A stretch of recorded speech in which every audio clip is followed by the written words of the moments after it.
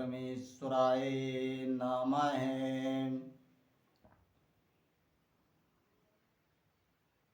जिज्ञासुओं, आज मैं ज्ञानी और भक्त में अंतर बताना चाहता हूँ कि ज्ञानी और भक्त में क्या अंतर होता है।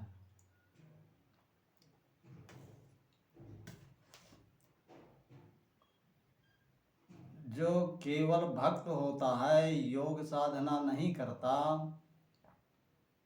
ध्यान योग की, केवल भक्ति करता है, स्वरूप की पूजा करना, अगरबत्ती जलाना और रूप रंग का गुणानुवाद गाना, कीर्तन गाना,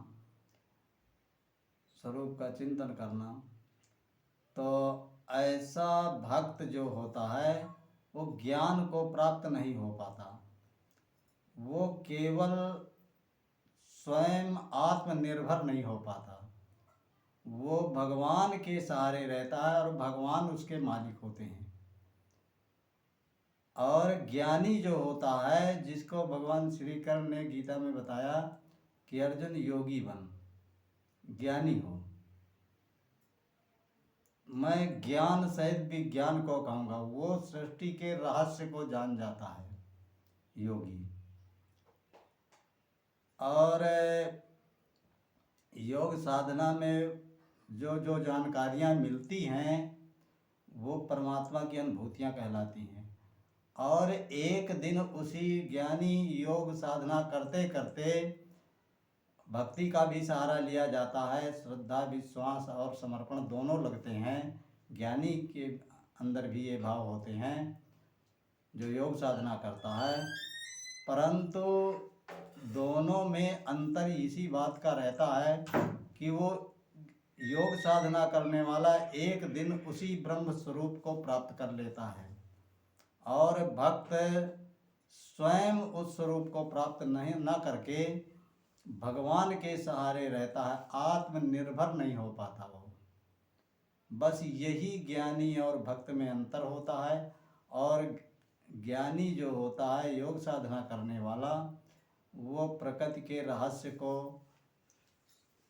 अच्छी तरह जानने लगता है और स्वयं सब कुछ देख चुका होता है, स्वयं की अनुभूतियाँ हो जाती हैं, इसलिए वो ज्ञानी कहलाता है। और वो स्ववश हो जाता है, स्ववश होकर के जीता है। जैसे परवश जीव स्ववश भगवंता, जब भगवान की स्थिति होती है वही योग साधना करने वाले की वही स्थिति हो जाती है, वही स्वरूप हो जाता है। बस यही ज्ञानी और भक्त में अंतर होता है। भक्त भी भगवान को प्राप्त करता है, दर्शन करता है, पर उनमें भक्त और भगवान दो होते हैं। और योग साधना करने वाले में भगवान और भक्त दो नहीं, एक ही रह जाते हैं। भक्त ही रह जाता है, भगवान का स्वरूप खुद उसे प्राप्त हो जाता है। बस यही अंतर है। और इसी के साथ मैं अपनी वाणी को विराम देता हूँ। अब जिसको जो अच्छा लगे, जिसको जो श्रेष्ठ मानना हो मान सकता है, चाहे भक्ति को श्रेष्ठ माने, चाहे योग साधना को श्रेष्ठ माने, इसमें मेरा कोई मत नहीं है।